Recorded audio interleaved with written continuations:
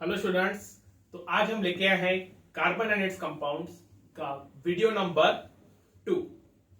Okay, so start करते हैं आज हम अपना lecture with formation of molecules.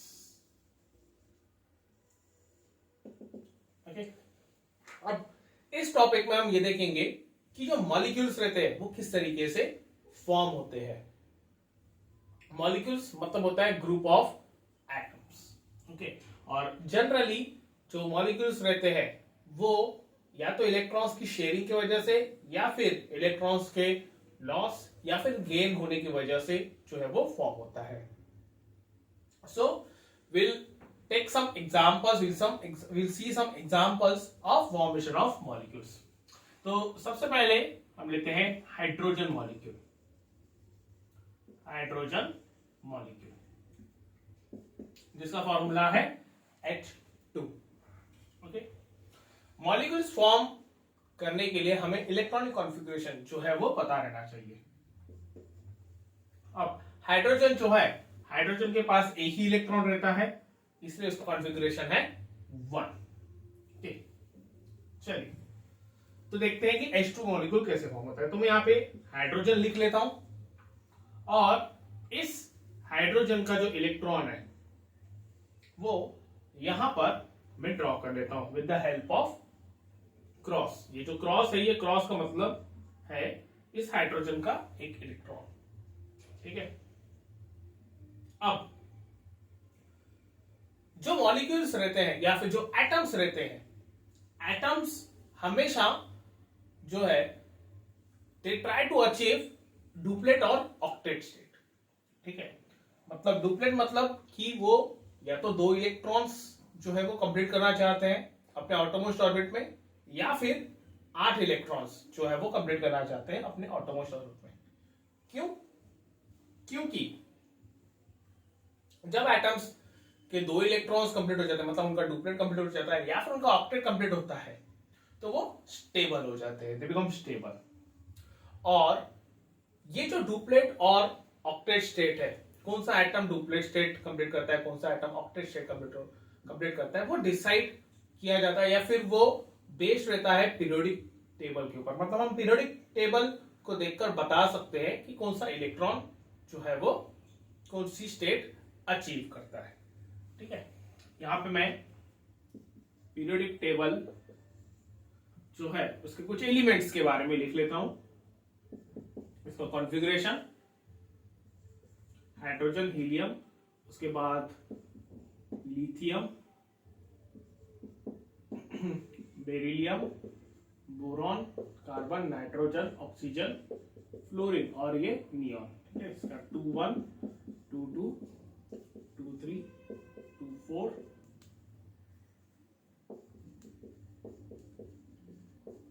2,5, 2,6, 2,7, 2,8। ठीक है, चलिए। सो हाइड्रोजन है, उसके पास एक इलेक्ट्रॉन है और उसको ना एक डुप्लेट कंप्लीट करना है। Every atom try to achieve the configuration of its nearest noble gas as per the periodic table. तो ये जो हाइड्रोजन है उसके नियरेस्ट नोबल गैस जो है वो है हीलियम। तो वो हीलियम का कॉन्फ़िगरेशन अचीव करने की कोशिश करता है। अब यहां पर ये जो हाइड्रोजन है उसके पास एक इलेक्ट्रॉन है, उसको एक और इलेक्ट्रॉन चाहिए डुप्लेट कंप्लीट करने के लिए। तो यहां पे फिर ऐसा होता है, एक दूसरा हाइड्रोजन एटम आता है जिसके पास भी एक ही इलेक्ट्रॉन है, और ये दोनों हाइड्रोजन एटम्स जो है अपना एक एक इलेक्ट्रॉन म्यूचुअली शेयर करते हैं। मतलब वो आपस में जो है वो शेयर कर लेते हैं। शेयर करने का मतलब ये होता है कि ये जो इलेक्ट्रॉन है ये इस हाइड्रोजन के पास भी है, इस हाइड्रोजन के पास भी है, और ये जो इलेक्ट्रॉन है ये इस हाइड्रोजन के पास है और इस हाइड्रोजन के पास भी है। तो वहां पे उनके बीच में एक म्यूचुअल अंडरस्टैंडिंग होती है, एक म्यूचुअल शेयरिंग होती है, और वो दोनों इलेक्ट्रॉन्स जो है वो आपस में शेयर हो जाते हैं।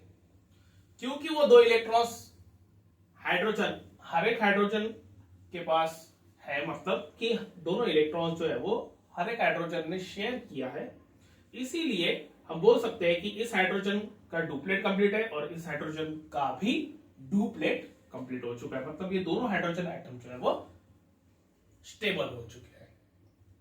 हम ऐसा कभी नहीं बोल सकते कि ये दोनों इलेक्ट्रॉन्स इस हाइड्रोजन के पास है या फिर ये दोनों इलेक्ट्रॉन्स इस हाइड्रोजन के पास है, नहीं, ये दोनों इलेक्ट्रॉन्स इसके पास भी है और इसके पास भी है, वहां पे शेयरिंग होंगे इलेक्ट्रॉन्स की, जिस वजह से वहां पे हाइड्रोजन एटम, दोनों हाइड्रोजन एटम्स वहां पे स्टेबल हो गए and there is a formation of H2 molecule, वहां पे H2 मॉलिक्यूल का फॉर्मेशन होता है। ठीक है, इसको ही हम इस तरीके से भी लिख सकते हैं, दो इलेक्ट्रॉन्स जब वहां पे शेयर होते हैं तो वहां पे एक बॉन्ड तैयार होता है, sharing of electrons creates a bond and that bond is called as a covalent bond, उसको कोवेलेंट बॉन्ड कहा जाता है। दो इलेक्ट्रॉन्स मतलब एक बॉन्ड होता है, तो यहाँ पे हाइड्रोजन और हाइड्रोजन के बीच में एक सिंगल बॉन्ड जो है वो फॉर्म हुआ है, एक सिंगल बॉन्ड है, so that's why it is said H bonded H and that is actually the H2 molecule, उसको ही H2 मॉलिक्यूल कहा जाता है। ठीक है, आगे बढ़ते हैं।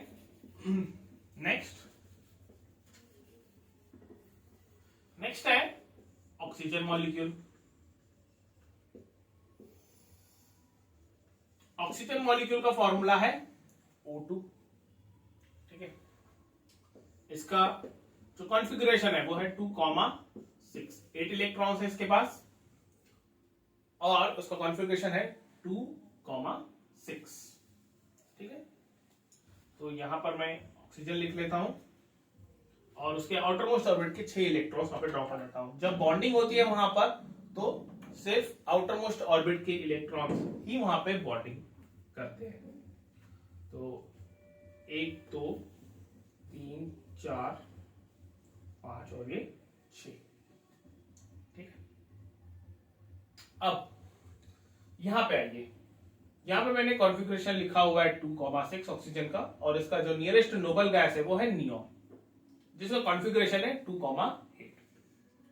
तो as per rule every atom tries to achieve the electronic configuration of its nearest noble gas.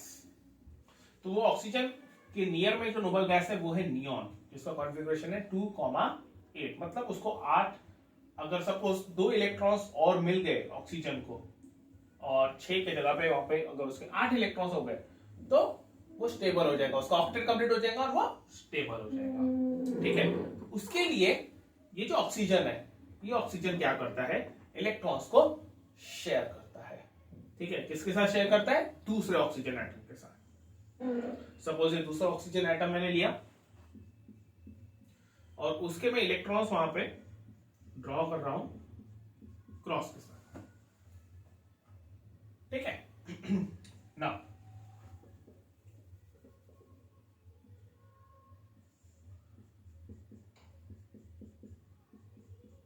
ठीक है, अब यहां पे अगेन ये जो ऑक्सीजन है इसको क्योंकि 2 इलेक्ट्रॉन्स और चाहिए स्टेबल होने के लिए, तो ये ऑक्सीजन अपने 2 इलेक्ट्रॉन्स इस ऑक्सीजन के 2 इलेक्ट्रॉन्स के साथ शेयर करता है और अपना ऑक्टेट कंप्लीट कर लेता है। सिमिलरली ये जो ऑक्सीजन है ये अपने 2 इलेक्ट्रॉन्स इसके साथ जब शेयर कर रहा है तो वो अपना खुद का ऑक्टेट जो है वो कंप्लीट कर लेता है। ठीक है, मतलब कि this 2 electrons are shared with this atom, this oxygen atom by this oxygen atom. तो ये ऑक्सीजन जो है अपना ऑक्टेट कंप्लीट कर लेता है। ठीक है, इस ऑक्सीजन ने अगर ये 2 इलेक्ट्रॉन्स अपने इसको दिए तो बदले में ये इस ऑक्सीजन के 2 इलेक्ट्रॉन्स जो है वो अपने तरफ ले लेता है, नॉट कंप्लीटली बट वो आपस में शेयर कर लेते हैं। सिमिलरली ये जो ऑक्सीजन है क्योंकि इसने अपने 2 इलेक्ट्रॉन्स इसके साथ शेयर किया है तो ये भी एक्सपेक्ट करता है कि इसको 2 इलेक्ट्रॉन्स सामने वाले ऑक्सीजन की तरफ से मिले। तो ये दो इलेक्ट्रॉन्स जो है इस ऑक्सीजन एटम को मिल जाते हैं और ये 2 इलेक्ट्रॉन्स जो है दोनों ऑक्सीजन एटम्स आपस में वहां पे शेयर कर लेते हैं। मतलब ये 2 electrons which I have denoted by cross are shared between 2 oxygen atoms and these 2 electrons which I have denoted by dot is shared between these 2 oxygen atoms। ठीक है, दोनों ने वहां पर दो दो इलेक्ट्रॉन्स शेयर किए और दोनों ने अपना ऑक्टेट जो है वो कंप्लीट कर लिया। इस ऑक्सीजन की बात करें तो 1 2 3 4 5 6 और ये 7 8 8 इलेक्ट्रॉन इसके कंप्लीट हो गए, मतलब इसका ऑक्टेट कंप्लीट हो गया। सिमिलरली इस ऑक्सीजन एटम की बात करें तो 1 2 3 4 5 6 7 8 8 इलेक्ट्रॉन्स इसके भी कंप्लीट हो गए। ठीक है, इसको ही हम डैश के फॉर्म में लिखें तो जैसे मैंने बताया कि एक बॉन्ड यानी दो इलेक्ट्रॉन्स, तो ये एक बॉन्ड हो गया, ये एक बॉन्ड हो गया। ठीक है, तो यहां पे एक डैश, यहां पे एक डैश और ये ऑक्सीजन, ये बन गया O2 मॉलिक्यूल। दोनों ऑक्सीजन एटम से अपना ऑक्टेट कंप्लीट कर दिया। ठीक है, नेक्स्ट आगे बढ़ते हैं।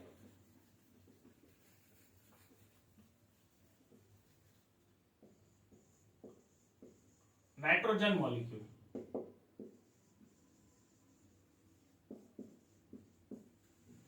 ठीक है, नाइट्रोजन का इलेक्ट्रॉनिक कॉन्फ़िगरेशन है 2,5। उसके बाद 7 इलेक्ट्रॉन्स है, उसका एटॉमिक नंबर 7 है 2,5। ठीक है, नाइट्रोजन 2,5। अगेन ये जो नाइट्रोजन है वो अपने नियरेस्ट नोबल गैस मतलब नियोन की कॉन्फ़िगरेशन अचीव करने की कोशिश करता है और उसके लिए उसको चाहिए 3 इलेक्ट्रॉन्स। ठीक है, उसके ऑटोमोस्ट ऑर्बिटल में 5 इलेक्ट्रॉन्स है, उसको और 3 इलेक्ट्रॉन्स चाहिए ऑक्टेट कंप्लीट करने के लिए। तो यहां पे ये नाइट्रोजन मैंने लिख लिया और उसके 5 इलेक्ट्रॉन्स।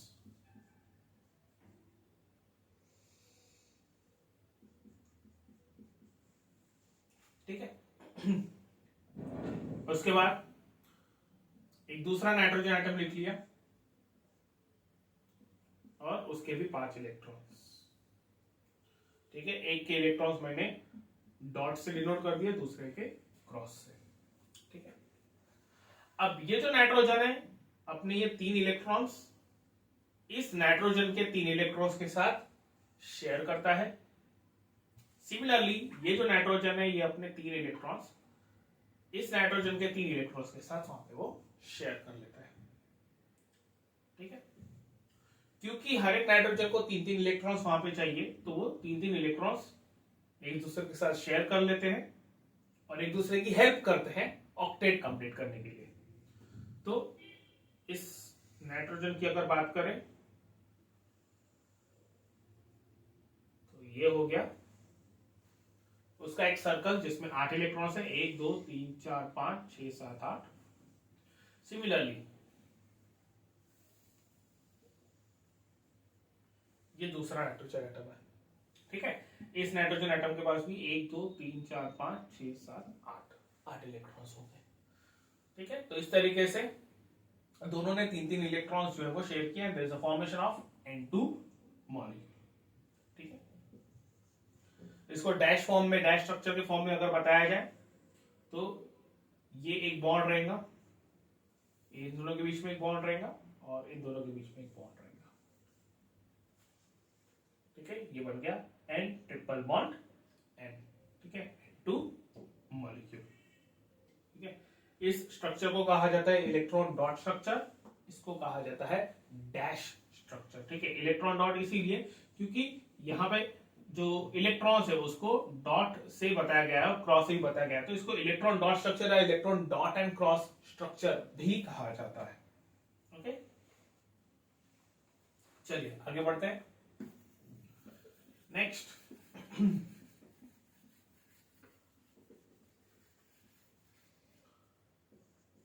उसके बाद है मीथेन मॉलिक्यूल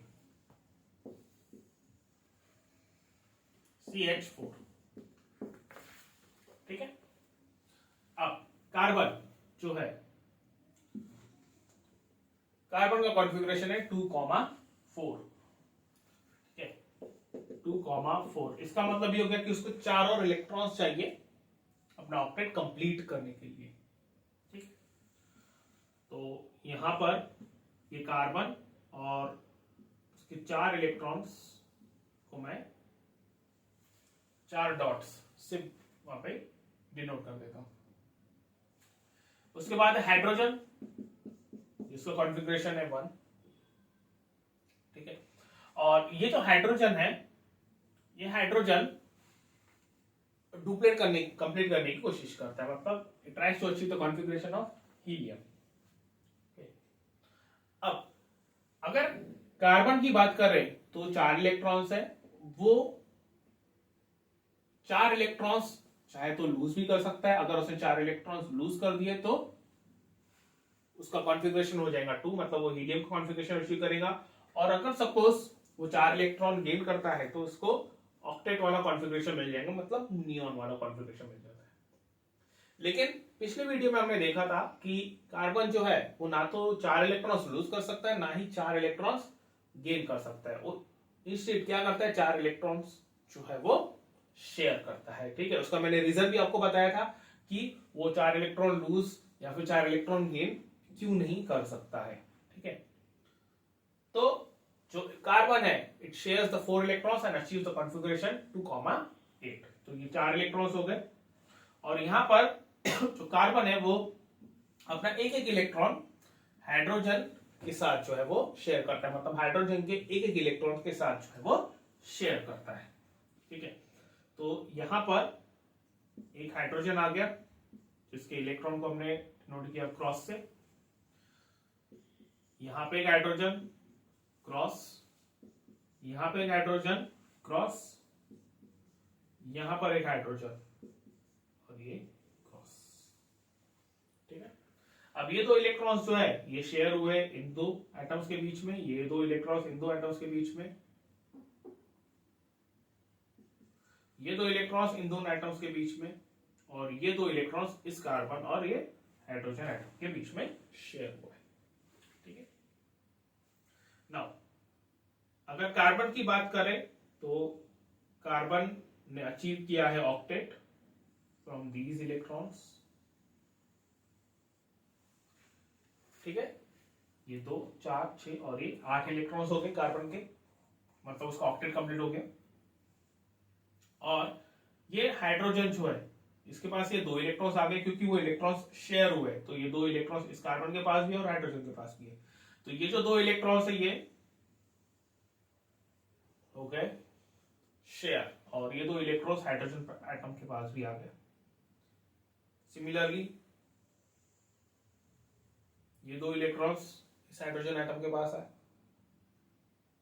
सिमिलरली ये 2 इलेक्ट्रॉन्स जो है वो इस हाइड्रोजन एटम के पास आ गए, मतलब 2 इलेक्ट्रॉन्स इस हाइड्रोजन एटम के पास भी है और कार्बन के पास भी है। सिमिलरली ये 2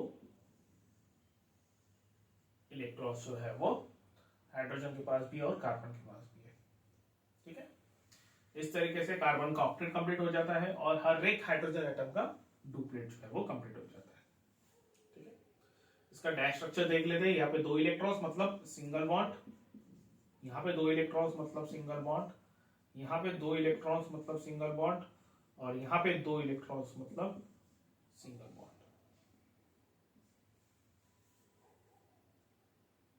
ठीक है। ये हो गया CH4 मॉलिक्यूल, ठीक है। This is the dash structure, this is the electron dot structure, okay. चलिए आगे बढ़ते हैं। नेक्स्ट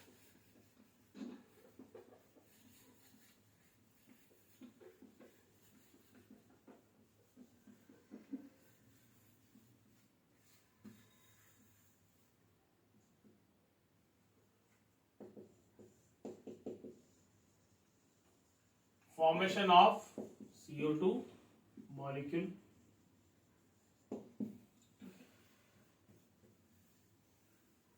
अब यहाँ पे कार्बन जिसका कॉन्फ़िगरेशन है 2,4 और दूसरा है ऑक्सीजन 2,6, ठीक है। अब इस अरेंजमेंट के हिसाब से देखा जाए तो ये जो कार्बन है वो ऑक्टेट अपना कंप्लीट करता है बाय शेयरिंग द इलेक्ट्रॉन्स,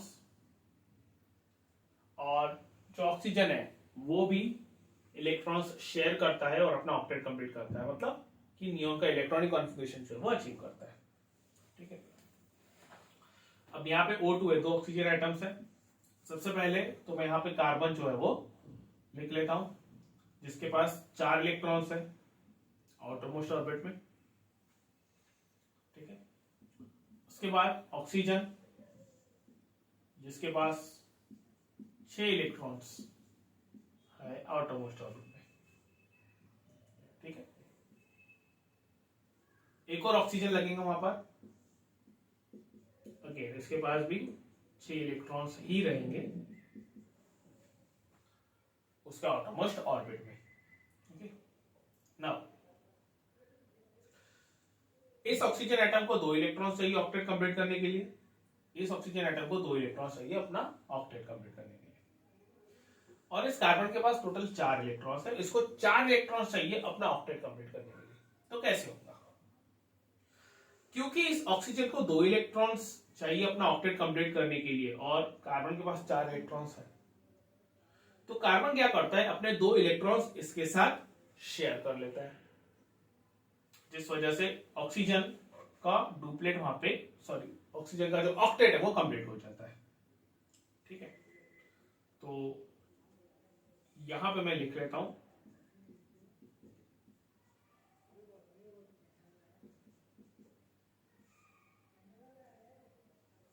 इस तरीके से। अभी भी इस कार्बन के पास 2 इलेक्ट्रॉन्स बाकी है। सपोज ये 2 इलेक्ट्रॉन्स यहाँ पे यूज हो गए, तो ऐसा समझ लो ये 2 इलेक्ट्रॉन्स और बाकी है।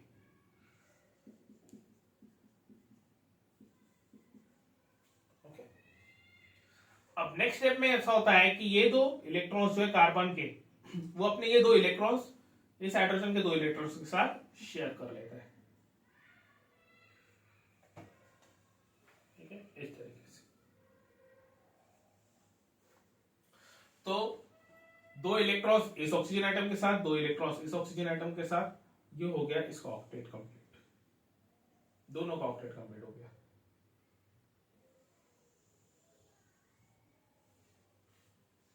ठीक है, और क्योंकि वहां पे शेयरिंग हुई है, इलेक्ट्रॉन्स की, तो इस ऑक्सीजन के 2 इलेक्ट्रॉन्स इस कार्बन के पास भी जाएंगे और इस ऑक्सीजन के 2 इलेक्ट्रॉन्स इस कार्बन के पास जाएंगे।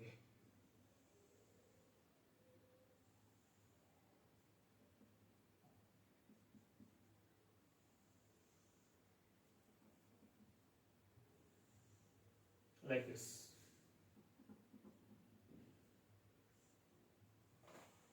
ठीक है, तो ये हो गए 4 इलेक्ट्रॉन्स और ये हो गए 4 इलेक्ट्रॉन्स। ठीक है, तो कार्बन के पास टोटल 8 इलेक्ट्रॉन्स आ गए, मतलब उसने अपना ऑक्टेट जो है वो कंप्लीट कर दिया है। ये हो गया इलेक्ट्रॉन डॉट स्ट्रक्चर। इसका डैश स्ट्रक्चर देखते हैं। ये एक बॉन्ड रहेगा, ये एक बॉन्ड ऑक्सीजन, ये एक बॉन्ड, ये एक बॉन्ड ऑक्सीजन। ठीक है, तो ये हो गया C double bond O, C double bond O, this gives me CO2 molecule. ये हो गया कार्बन डाइऑक्साइड का फॉर्मेशन। ठीक है, नेक्स्ट एक और एग्जांपल लेते हैं, फॉर्मेशन ऑफ अमोनिया मॉलिक्यूल।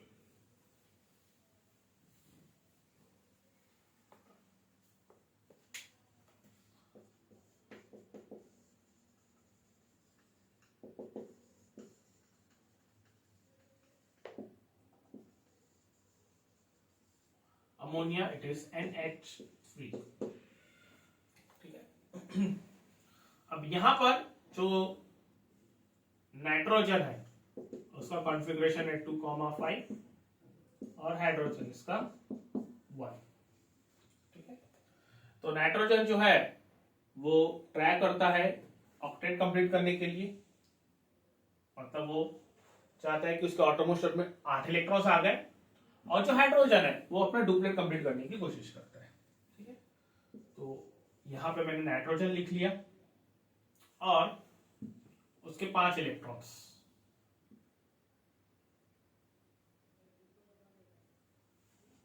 ठीक है, और हाइड्रोजन इसका 1 इलेक्ट्रॉन। ठीक है, अब इस नाइट्रोजन को 3 और इलेक्ट्रॉन्स चाहिए अपना ऑक्टेट कंप्लीट करने के लिए, और हाइड्रोजन को एक इलेक्ट्रॉन चाहिए अपना डुप्लेट कंप्लीट करने के लिए।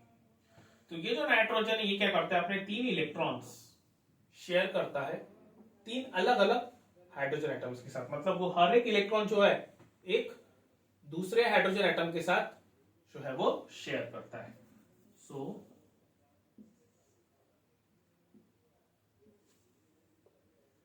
यहां पे मैं 3 अलग अलग इलेक्ट्रॉन्स जो है वो ड्रॉ कर लेता हूं, बता देता हूं नाइट्रोजन के with the help of dots. यहां पे एक हाइड्रोजन रहेगा क्रॉस, यहां पे एक हाइड्रोजन रहेगा क्रॉस, और यहां पर एक हाइड्रोजन रहेगा जिसका इलेक्ट्रॉन मैंने क्रॉस से बता दिया। ठीक है, यानी ये 3 हाइड्रोजन एटम्स और ये तीनों हाइड्रोजन एटम्स के जो इलेक्ट्रॉन्स है मैंने क्रॉस से बता दिए।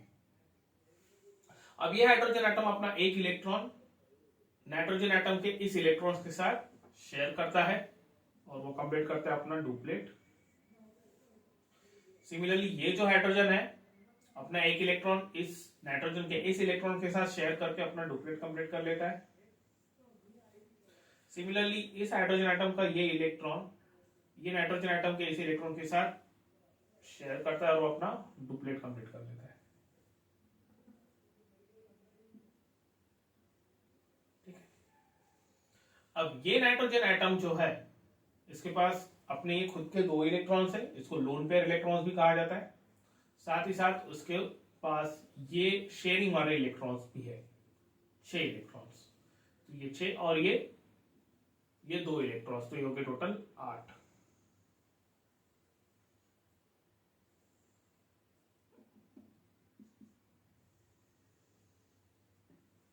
Like this.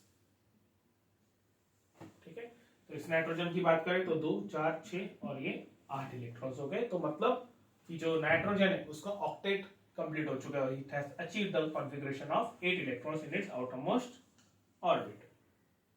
और इसका स्ट्रक्चर डैश स्ट्रक्चर इस तरीके से रहता है NH3 और ऊपर में 2 इलेक्ट्रॉन्स मतलब lone pair electrons.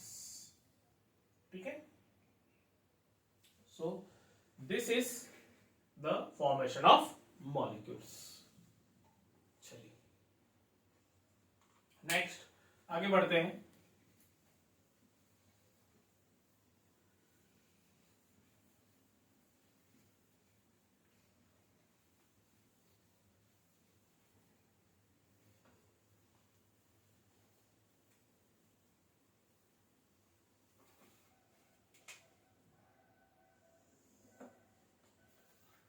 versatile nature of carbon। ठीक है, versatile nature of carbon। अब स्टूडेंट्स हमने प्रीवियस लेक्चर में देखा कि जो कार्बन है वो बहुत सारे कंपाउंड्स फॉर्म करता है, millions and trillions of carbon compounds जो है वो फॉर्म करता है। ऑल्दो उसका जो परसेंटेज है नेचर में, चाहे वो अर्थ क्रस्ट हो या फिर एयर हो, उसमें उसका परसेंटेज बहुत ही कम है, अराउंड 0.03 0.04%। उसके बावजूद वो बहुत ज्यादा कंपाउंड्स जो है वो फॉर्म करता है, बहुत सारे कंपाउंड्स फॉर्म करता है, जिस वजह से उसकी एक अलग से केमिस्ट्री जो है वो बनाई गई है, जिसका नाम हमने दिया है ऑर्गेनिक केमिस्ट्री। ठीक है, तो ऐसा क्यों, यहाँ पे सवाल पैदा होता है कि ऐसा क्यों। अगर हम कार्बन की बात करें, कार्बन के परसेंटेज की बात करें तो वो इतना ही लेस है, इतना ही कम है, तो वो क्यों इतने सारे कंपाउंड्स फॉर्म करता है, क्यों उसकी एक सेपरेट स्टडी है, क्यों उसकी एक अलग से केमिस्ट्री बनाई गई है, दैट इज ऑर्गेनिक केमिस्ट्री जो है वो बनाई गई है। तो उसी क्वेश्चन का आंसर जो है वो इस टॉपिक में आपको मिलेगा, वर्सेटाइल नेचर ऑफ कार्बन। ठीक है, अब कार्बन के इतने सारे कंपाउंड्स रहने के पीछे 3 रीजन है मेनली। पहला है tetravalency, tetravalency property of carbon. दूसरा है catenation property of carbon.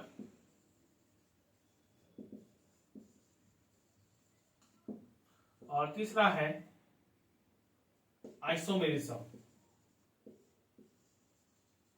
Property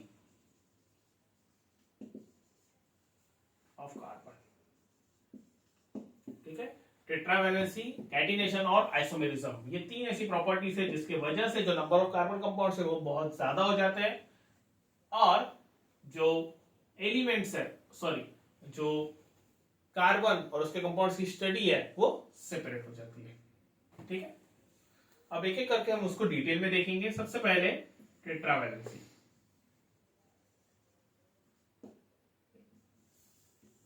अब स्टूडेंट्स हमें पता है कि जो कार्बन है उसका कॉन्फ़िगरेशन है 2,4 और जो कार्बन है ना वो अपने 4 इलेक्ट्रॉन्स शेयर करता है, मतलब it shares it's 4 electrons with other atoms, जिस वजह से उसकी वैलेंसी जो है वो है 4। Okay, carbon shares it's 4 electrons, okay, with other atoms, okay, of different elements। ठीक है, तो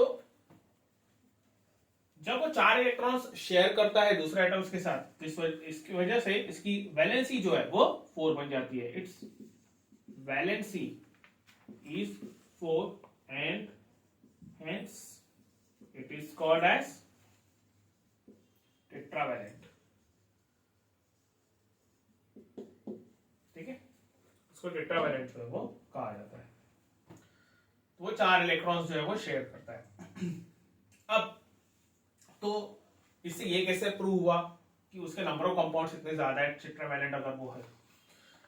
नाउ क्योंकि कार्बन टेट्रावैलेंट है इसीलिए एक तो वो 4 बॉन्ड बना सकता है, दूसरी चीज ये है कि it can make the bond with various other atoms like hydrogen, oxygen, chlorine, bromine, iodine, fluorine, that is halogens.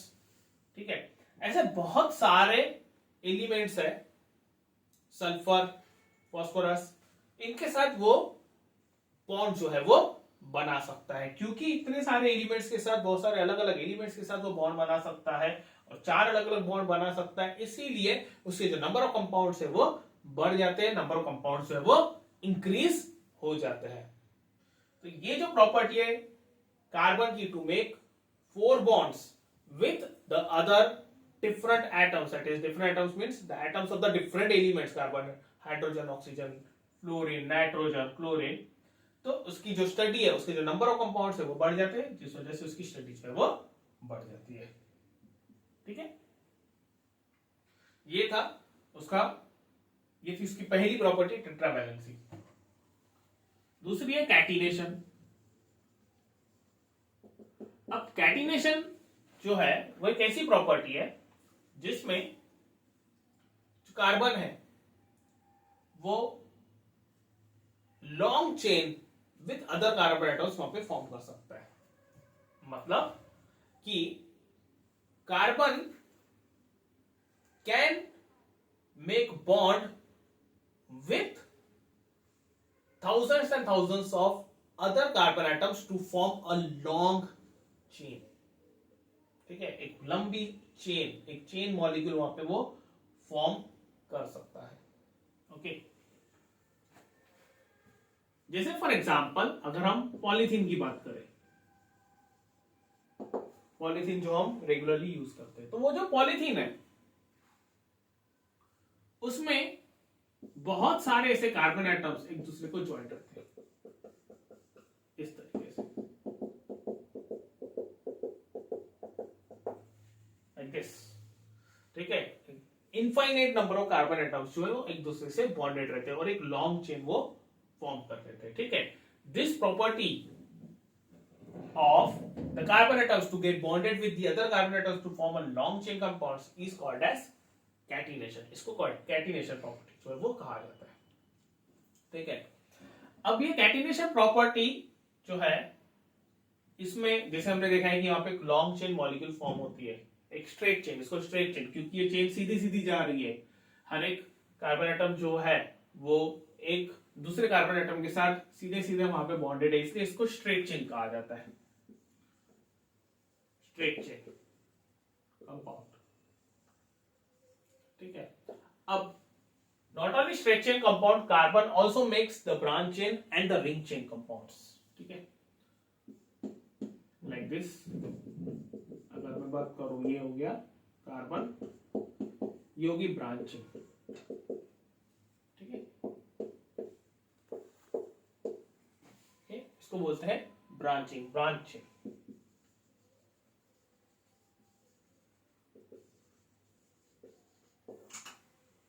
ठीक है, एक कार्बन को, एक कार्बन अटैच्ड है, एक चेन, ब्रांचिंग इसको कहा जाता है। वैसे ही इस कार्बन को यहाँ पर एक दूसरा कार्बन जो है वो अटैच्ड है, मतलब कि स्ट्रेट चेन के बीचों बीच वाले कार्बन को एक दूसरा कार्बन जो है वो अटैच है, तो इसको ब्रांचिंग कहा जाता है। This is called as a branch carbon atoms. ठीक है, इसमें आपने देखा कि हर एक कार्बन एटम जो है वो दो अलग अलग कार्बन एटम्स के साथ बॉन्डेड है, जिस वजह से उसको वहां पे एक स्ट्रेट चेन फॉर्म हुई है। लेकिन यहाँ पर ऐसा हुआ है कि एक कार्बन एटम जो है वो इन बिटवीन द चेन, एक कार्बन एटम किसी दूसरे कार्बन एटम को वहां पे अटैच्ड है, जो कि चेन से थोड़ा सा अलग है, तो this is called as a branch chain carbon. ठीक है, तो ये भी जो है वो कैटिनेशन प्रॉपर्टी में आता है। तीसरा ऐसा है कि जो कार्बन एटम्स है वो दूसरे कार्बन एटम्स के साथ वहां पे बॉन्ड बना के एक रिंग स्ट्रक्चर जो है वो फॉर्म कर सकते हैं, एक क्लोज्ड रिंग स्ट्रक्चर। इसको कहा जाता है closed structure, close ring structure.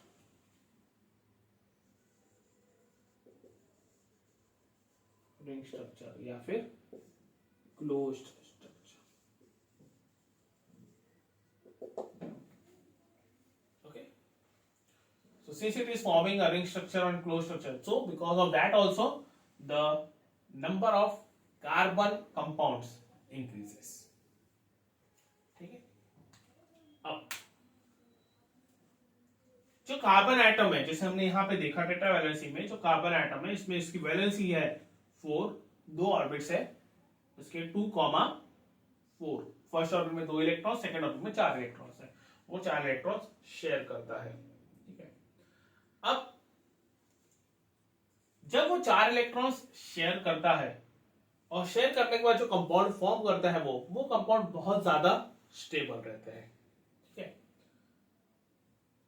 जैसे हमने यहां पे देखा था कि कार्बन एटम जो है वो अलग अलग एलिमेंट्स के एटम्स के साथ वहां पे बॉन्ड बनाता है, हाइड्रोजन, ऑक्सीजन, हाइड्रोजन्स। ठीक है, इनके साथ वो बॉन्ड बनाता है। और यहां पर हमने देखा कि जो कार्बन है वो अलग अलग कार्बन एटम्स के साथ वहां पर जो है वो बॉन्ड बना रहा है और एक स्ट्रेट चेन या ब्रांच चेन या रिंग चेन स्ट्रक्चर को फॉर्म करता है। तो इसके फॉर्मेशन के पीछे भी एक बहुत बड़ा एडवांटेज है या फिर एक रीजन है, बोल सकते हैं कि ये जो कार्बन एटम है इसकी जो एटॉमिक साइज है वो बहुत छोटी है, क्योंकि उसके बाद 2 ही ऑर्बिट है, तो उसकी जो साइज है एटम की वो बहुत छोटी है। और क्योंकि उसकी एटॉमिक साइज छोटी है इसलिए जब वो बॉन्ड बनाता है ना तो वो बॉन्ड स्ट्रांग रहता है। और क्योंकि बॉन्ड स्ट्रांग है इसलिए वो जो मॉलिक्यूल है वो स्टेबल रहता है। That molecule is a stable molecule. ठीक है, तो ये रीजन है कि वो इतने सारे कंपाउंड्स, इतने अलग अलग प्रकार के कंपाउंड्स जो है वो फॉर्म क्यों करता है। तो molecular sorry the size of the atom is very small and when it gets bonded with the other atom so the bond is very strong. ठीक है, स्ट्रॉन्ग बॉन्ड क्यों है? स्ट्रॉन्ग बॉन्ड इसीलिए है क्योंकि जैसे फॉर एग्जांपल हम consider करें ये है, यहां पे बना देता हूं,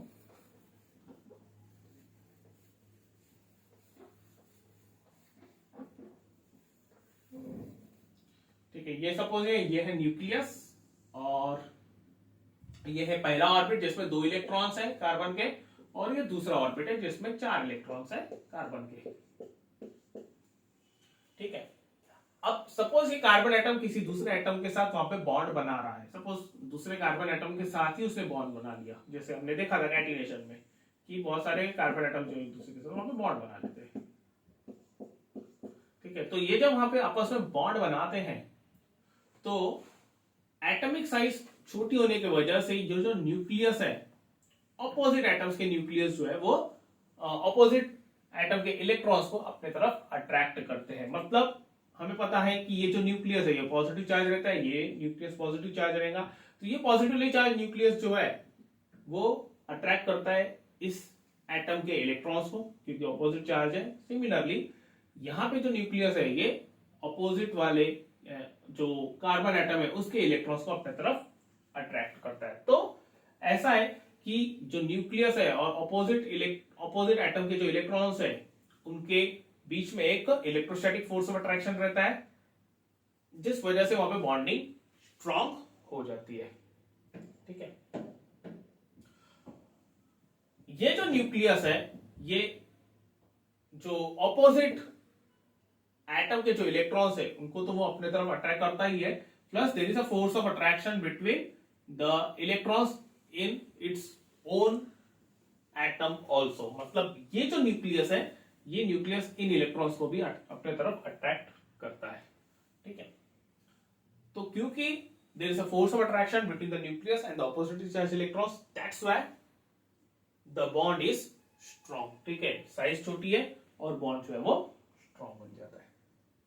ठीक है,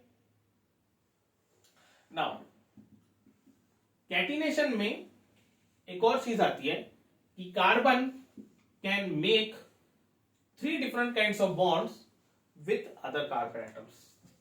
मतलब कि जो कार्बन है वो दूसरे कार्बन एटम के साथ सिंगल बॉन्ड वाला बॉन्ड बना सकता है।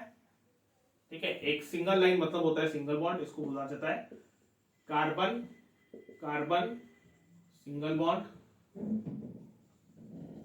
ठीक है, वो दूसरे कार्बन एटम के साथ भी बॉन्ड बना सकता है, लेकिन दूसरे कार्बन एटम के साथ बॉन्ड बना सकता है और उनके बीच में वहां पे 2 बॉन्ड हो सकते हैं जिसको कहा जाता है कार्बन कार्बन डबल बॉन्ड। और वो दूसरे कार्बन एटम के साथ ट्रिपल बॉन्ड भी बना सकता है, मतलब कि 3 बॉन्ड भी बना सकता है जिसको कहा जाता है कार्बन कार्बन ट्रिपल बॉन्ड। ठीक है, carbon can make 1 single bond with other carbon atom, that is called as carbon carbon single bond. Carbon can make 2 bonds with other carbon atom, that is called as carbon carbon double bond. And carbon can make 3 bonds with other carbon atom, which is called as carbon carbon triple bond। ठीक है, तो इस property की वजह से ये property भी catenation के अंदर ही आती है। ठीक है, तो क्योंकि वो 3 अलग अलग प्रकार के बॉन्ड, कार्बन जो है वो 3 अलग अलग प्रकार के बॉन्ड बना सकता है दूसरे कार्बन एटम्स के साथ, इसीलिए भी उसके जो नंबर ऑफ कार्बन कंपाउंड्स है वो बढ़ जाते हैं, वो इंक्रीज हो जाते हैं।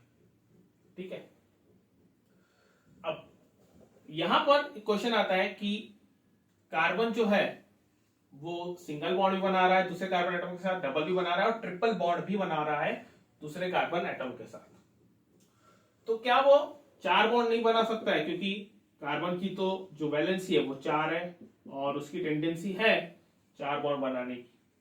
ठीक है, तो क्या वो कार्बन कार्बन 4 बॉन्ड्स नहीं बना सकता है? और क्या वो C2 मॉलिक्यूल्स फॉर्म नहीं कर सकता? ठीक है, ये क्वेश्चन है। नाउ अब इसका आंसर है नहीं। ठीक है, अंडर स्टैंडर्ड कंडीशंस या फिर हम बोलेंगे नॉर्मल कंडीशंस, ऐसा नहीं होता है। कार्बन कार्बन के बीच में 4 बॉन्ड नहीं आते। क्यों? क्योंकि अगर कार्बन कार्बन के बीच में वहां पे 4 बॉन्ड आ गए तो यहां पर एक पर्टिकुलर प्लेन में, एक पर्टिकुलर एरिया में 8 इलेक्ट्रॉन्स आ जाएंगे और इलेक्ट्रॉन इलेक्ट्रॉन के बीच में वहां पे रिपल्शन होता है। और क्योंकि वहां पर इलेक्ट्रॉन इलेक्ट्रॉन के बीच में बहुत ज्यादा रिपल्शन होगा, ठीक है, तो वो जो बॉन्ड है वो टूट जाते हैं। ठीक है, हालांकि हमने यहां पे देखा था कि जब वो बॉन्ड बनाते हैं तो बॉन्ड बनाते वक्त एक एटम का न्यूक्लियस, एक कार्बन एटम का न्यूक्लियस दूसरे कार्बन एटम के इलेक्ट्रॉन्स को अपने तरफ अट्रैक्ट करता है, उनके बीच में फोर्स ऑफ अट्रैक्शन रहता है। But we can not neglect the repulsion between electrons electrons. It's obvious कि ये 2 एटम्स जब पास में आएंगे तो जो इलेक्ट्रॉन्स है वो भी पास में आएंगे, दोनों एटम के इलेक्ट्रॉन्स भी पास में आएंगे, और जब दोनों एटम के इलेक्ट्रॉन्स वहां पे पास में आते हैं तो उनके बीच में रिपल्शन होना ही है। ठीक है, तो यहां पर इस केस में क्या होता है, जब कार्बन कार्बन के बीच में 4 बॉन्ड रहता है तो 8 इलेक्ट्रॉन्स एक प्लेन में आ जाते हैं, तो रिपल्शन वहां पे बढ़ जाता है, फोर्स ऑफ अट्रैक्शन को ओवरकम कर लेता है रिपल्शन, जिस वजह से बॉन्ड टूट जाता है और कार्बन कार्बन के एटम्स जो है वो सेपरेट हो जाते हैं। ठीक है, तो इसीलिए अंडर नॉर्मल कंडीशंस जो है वो कभी भी ऐसा मॉलिक्यूल फॉर्म नहीं होता है, C2 मॉलिक्यूल फॉर्म नहीं होता है, कार्बन कार्बन के बीच में जो 4 बॉन्ड्स है वो फॉर्म नहीं होते। ठीक है, बट एक कंडीशन है जिसमें C2 मॉलिक्यूल फॉर्म हो सकता है, और वह जब उसके ऊपर बहुत ज्यादा प्रेशर अप्लाई किया गया हो। ठीक है, जब बहुत ज्यादा प्रेशर अप्लाई किया जाता है दो कार्बन एटम्स के बीच में, तो बॉन्डिंग वहां पे स्ट्रांग रहती है, रिपल्शन जो है वो रिपल्शन फोर्स ऑफ अट्रैक्शन को ओवरकम नहीं कर पाता, क्योंकि ऊपर से दबाव डाला गया, ऊपर से प्रेशर डाला गया है। ठीक है, लेकिन ये एक स्पेशल कंडीशन हो गई, एक्सट्रीम कंडीशन जिसको कहा जाता है केमिस्ट्री के टर्म्स में। ठीक है, जो जनरली हमें ऐसे देखने को नहीं मिलती है। दैट्स व्हाई हम स्टैंडर्ड कंडीशंस, यानी अभी ये जो नॉर्मल कंडीशंस है टेम्परेचर और प्रेशर की, उसमें हम ये बोलते हैं कि कार्बन कार्बन के बीच में 4 बॉन्ड्स कभी फॉर्म नहीं होते। ठीक है, so this was the second property, that is catenation property, due to which the number of carbon atoms are huge. Okay, उसके बाद जो लास्ट प्रॉपर्टी है वो है आइसोमेरिज्म की प्रॉपर्टी।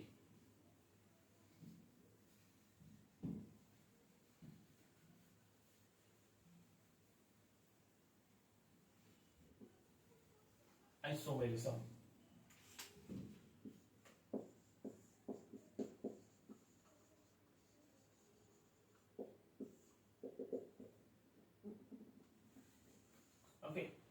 अब देखिए, कार्बन कंपाउंड्स में ऐसे बहुत सारे कंपाउंड्स हैं जिनका मॉलिक्यूलर फॉर्मूला तो सेम है, लेकिन उनका जो स्ट्रक्चर है वो अलग हो जाता है।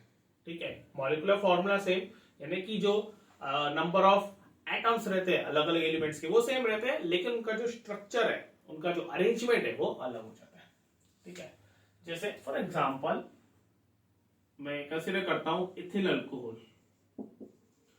इथिल अल्कोहल, इसका फॉर्मूला है C2H5OH, और एक डाइमिथिल ईथर। ठीक है, डाइमिथिल ईथर, इसका फॉर्मूला है CH3OCH3। अब देखा जाए तो यहां पे 2 कार्बन है, 6 हाइड्रोजन है, 1 ऑक्सीजन है। ठीक है, और यहां पे अगर देखा जाए तो 2 कार्बन, 6 हाइड्रोजन और 1 ऑक्सीजन है। ठीक है, इसका मतलब ये हो गया कि जो नंबर ऑफ एटम्स है अलग अलग एलिमेंट्स के वो सेम है। ठीक है, मतलब हम बोल सकते हैं वहां पर कि मॉलिक्यूलर फॉर्मूला वहां पे सेम है, नंबर ऑफ एटम्स वगैरह वहां पे सेम है, मॉलिक्यूलर फॉर्मूला जो है वो सेम है। ठीक है, बट फर्क किसमें है, उनके अरेंजमेंट में।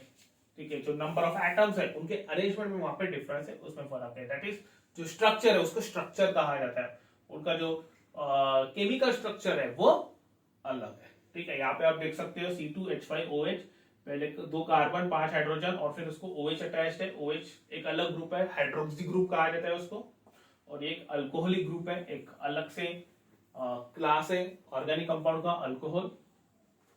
और यहाँ पर अगर आप देखोगे तो CH3 मिथिल ग्रुप, इसको मिथिल कहा जाता है, कार्बन को 3 हाइड्रोजन बॉन्डेड है, फिर बीच में ऑक्सीजन है, और फिर कार्बन को 3 हाइड्रोजन बॉन्डेड है। तो यहाँ पर जो अरेंजमेंट है एटम्स का वो टोटली डिफरेंट हो गया। ठीक है, स्ट्रक्चरल, उसको स्ट्रक्चर कहा जाता है, स्ट्रक्चर जो है उसका वो अलग हो गया, और क्योंकि स्ट्रक्चर अलग हो गया इसीलिए इसकी प्रॉपर्टीज जो है वो चेंज हो गई। इसको नीचे ईथर कहा जाता है, इसको नीचे अल्कोहल कहा जाता है। ठीक है, हालांकि दोनों का मॉलिक्यूलर फॉर्मूला सेम है, बट स्ट्रक्चर डिफरेंट रहने की वजह से उनका जो प्रॉपर्टीज है वो टोटली चेंज हो जाती है। तो ऐसे कंपाउंड्स जिनका जो मॉलिक्यूलर फॉर्मूला है वो सेम रहता है, बट जो स्ट्रक्चरल फॉर्मूला वो डिफरेंट है, these are called as isomers of each other. ठीक है, इनको कहा जाता है isomers of each other, and the phenomenon, this phenomenon in which we see the isomers of each other, the phenomenon is known as isomerism. ठीक है, the compounds having, the carbon compounds having same molecular formula but different structural formula are called as isomers of each other and the phenomenon is known as isomerism. इसको isomerism जो है वो कहा जाता है, इस पूरे प्रोसेस को isomerism जो है वो कहा जाता है. ठीक है, एक और एग्जांपल है आइसोमर्स का, ये है C6H12.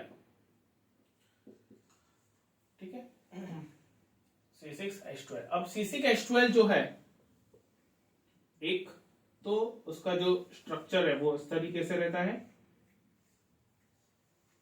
ओके, इसको कहा जाता है साइक्लोहेक्सेन.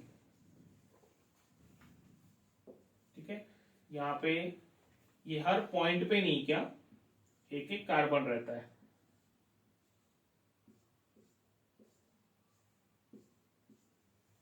ठीक है, और हर कार्बन को वहां पे दो हाइड्रोजन अटैच रहते हैं. ये कार्बन है, उसके दो बॉन्ड यहाँ पे ये बना लिए हैं, एक बॉन्ड इस कार्बन के साथ, एक बॉन्ड इस कार्बन के साथ, उसके दो बॉन्ड बच गए, तो यहाँ पे आता है दो हाइड्रोजन. सिमिलरली ये कार्बन है, इसके दो बॉन्ड बन गए, दो बाकी है तो दो हाइड्रोजन आते हैं. सिमिलरली इसके साथ यहाँ पे दो हाइड्रोजन आते हैं. ठीक है, इस कार्बन के पास भी दो हाइड्रोजन है और इस कार्बन के पास भी दो हाइड्रोजन और इस कार्बन के पास भी दो हाइड्रोजन. तो ऐसे करके देखा जाए तो 6 कार्बन और 12 हाइड्रोजन है. ठीक है, इसका एक दूसरा भी स्ट्रक्चर है जिसको हेक्सेन कहा जाता है. ये तो साइक्लोहेक्सेन है, इसका नाम है साइक्लोहेक्सेन. ठीक है, अब दूसरा एक स्ट्रक्चर है जिसको हेक्सीन कहा जाता है. C6H12 ही है लेकिन उसको हेक्सीन कहा जाता है. तो कार्बन कार्बन डबल बॉन्ड, फिर सारे सिंगल बॉन्ड. ठीक है, यहाँ पे दो बॉन्ड हो गए, दो बाकी है. ये सब हम आगे पढ़ने वाले हैं. ठीक है, फिर यहाँ पर ये 3 बॉन्ड और ये हाइड्रोजन, यहाँ पे ये दो बॉन्ड, यहाँ पे ये दो बॉन्ड, यहाँ पे ये दो बॉन्ड.